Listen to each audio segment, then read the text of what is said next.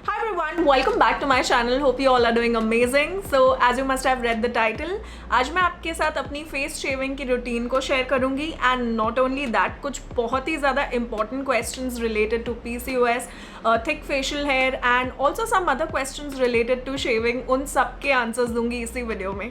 सो या, without wasting any time, let's get started.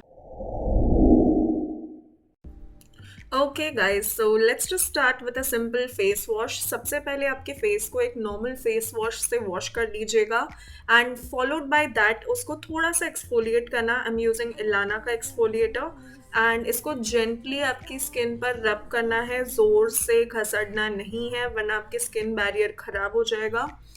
And then आपको एक एलोवेरा जेल लगाना है. कोई भी लगा सकते हो directly from your plant. I am using the plum वाला एलोवेरा जेल एंड इसका एक अच्छा खासा थिक लेयर लगाना. उसके बाद I am using these two razors. एक है स्वेजर, दूसरा है अपना टिंकल रेजर एंड इसको मैं डिसइंफेक्ट कर रही हूँ using alcohol, isopropyl alcohol actually. And इसको डिसइंफेक्ट करने के बाद ना मैं एक्चुअली इसको वाइप भी कर रही हूँ using a cotton pad. Now here you can see कि मैं ये टिंकल रेज़र बहुत छोटे छोटे स्ट्रोक में अपने फेस पर यूज़ कर रही हूँ बिकॉज ये रेज़र के साथ ना थोड़ा सा केयरफुल होना पड़ता है सिंस इसका साइज़ छोटा है. तो इसको एकदम धीरे धीरे धीरे धीरे फेस पर ग्लाइड करना पड़ता है. सो ये वाले रेज़र को ना अलग अलग एंगल में आप मूव करके आपके फेस पर यूज़ कर सकते हो, बट इसमें ना काफ़ी छोटी छोटी स्ट्रोक्स करनी पड़ती है, स्पेशली अगर आपके थिक हेयर हो ड्यू टू PCOS. तो ये इतना फास्ट काम नहीं करता, सो थोड़ा सा ज़्यादा टाइम एंड एफर्ट लगता है with this razor. And always shave in the direction of your hair growth. अलग अलग डायरेक्शन में बिल्कुल मत करना. ये जो स्वेजर वाला रेज़र है ना, ये थोड़ा बड़ा रेज़र है एज यू कैन सी. तो इसका जो ब्लेड को यूज़ करना थोड़ा सा इजी पड़ता है, थोड़ी अच्छी ग्रिप मिलती है, इसलिए आप एक ही बार में इसको ग्लाइड कर सकते हो. आपको सेम एरिया पे बार बार जाने की वैसे तो ज़रूरत नहीं है. सो वो करने की ज़रूरत नहीं है एंड देयरफॉर आपका शेव जो होता है ना वो काफ़ी फास्ट हो जाता है इसकी वजह से. एंड आपको साइड बर्न्स करने में भी इजी पड़ता है बिकॉज एक ही बार में ये सारे हेयर को रिमूव कर देता है. एंड इवन अपर लिप्स वगैरह सब कुछ एक ही डायरेक्शन में. यू ऑल कैन सी मैं ऊपर से नीचे जा रही हूँ. And now I am using the same Tinkle razor for eyebrows and I think ये बेस्ट सूटेड है फॉर मेकिंग आईब्राउज. इसके अलावा मुझे ना ये फेस पे यूज़ करने के लिए अभी इतना पसंद नहीं आता, although it does the job, but बहुत टाइम लगा देता है कंपेरेटिवली स्वेजर रेजर से.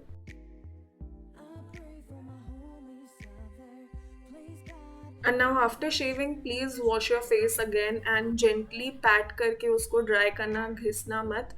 And use a regular moisturiser to moisturise your skin ताकि आपको कुछ भी इरिटेशन ना हो. एंड कुछ और मत लगाना.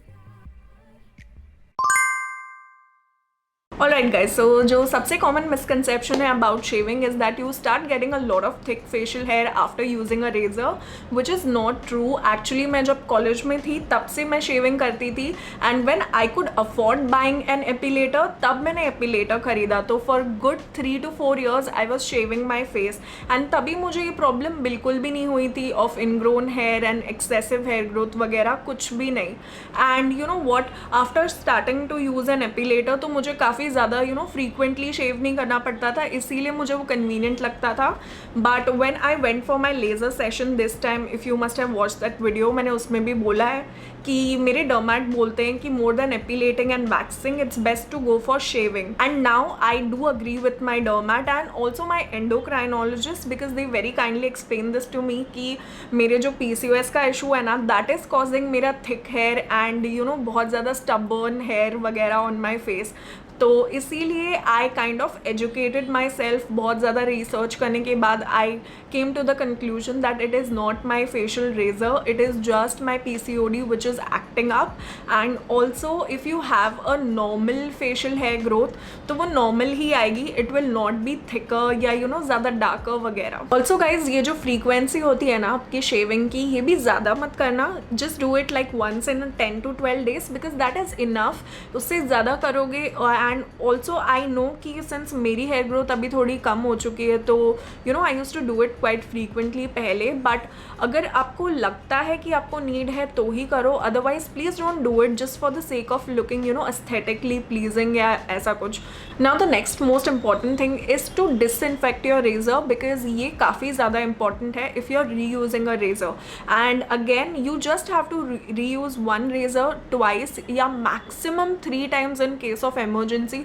बिकॉज अगर आप एक रेजर को बार बार रीयूज़ करते हो ना, तो वो एक तो ब्लंट भी होता जाता है, तो आप ज़्यादा प्रेशर डालते हो, तो उसी चक्कर में आपको अगेन इनग्रोन हेयर की प्रॉब्लम वगैरह हो सकती है. एंड नॉट ओनली दैट, अगर आप उसको प्रॉपरली डिसइंफेक्ट नहीं कर रहे हो तो आपको bacteria you know fungal acne ये वो मतलब बहुत सारी चीज़ें हो सकती है आपके स्किन पर.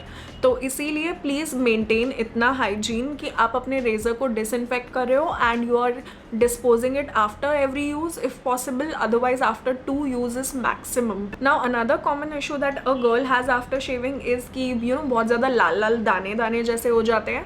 एंड उसका कारण ना आई बिलीव 2 ही है कि एक तो पहले आप अपना रेज़र अच्छे से डिसइंफेक्ट नहीं कर रहे हो, एंड दूसरा है कि आप शेविंग करने के लिए ना आप अपने फेस पर कोई भी जेल या एलोवेरा वगैरह नहीं लगा रहे हो अच्छे से.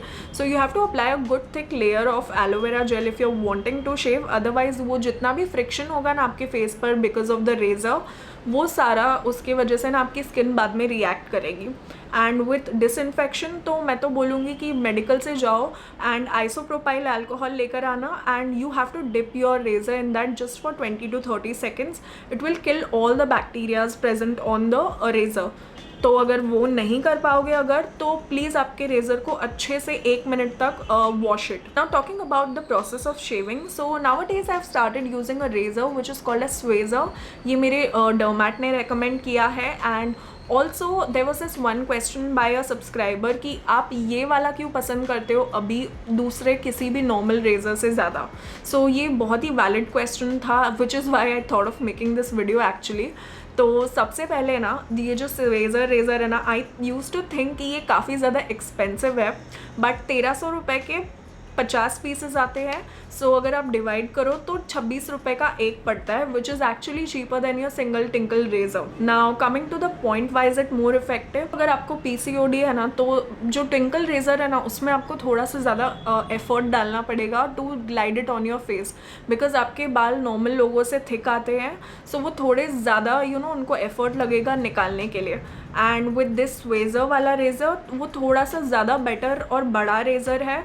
It is almost like a men's razor, तो इसीलिए it will effectively remove your hair and ज़्यादा एफर्ट या ज़्यादा यू नो आपको बार बार नीचे नहीं करना पड़ेगा आपके फेस के ऊपर से. तो this will avoid your ingrown hair as well. Also guys I would like to add कि अगर आप शेविंग कर रहे हो तो please do not go in all directions to get a cleaner shave, because that is exactly what will cause ingrown hair का situation which you don't want to land yourself in. So please avoid shaving in different directions just to get a closer shave. Just get a good razor like the one I'm showing here. Please get that one ताकि आपको ज़्यादा effort नहीं डालना पड़े and you will not expose yourself to other issues. So guys, that was it about today's video. I really hope you all enjoyed this video and you found it useful.